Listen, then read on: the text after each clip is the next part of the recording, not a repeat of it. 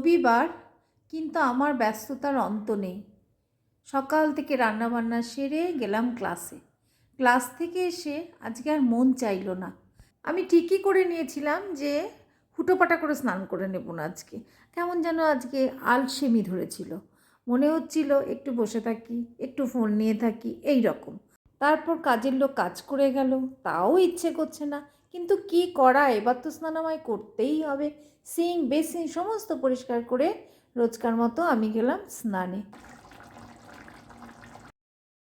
স্নান টান করেই খাওয়া দাওয়া সেরে নিলাম, ব্যাস। তারপর স্ট্রবেরিটা কাটলাম, খেলাম দুজন। সকাল থেকেই মাথায় ঘুরছে লাড্ডু বানাবো। আজকে সেকেন্ড ডে, প্রথম দিন বেশ ভালো হয়েছিল, তাই সাহস করে আবার বসলাম লাড্ডু বানাতে।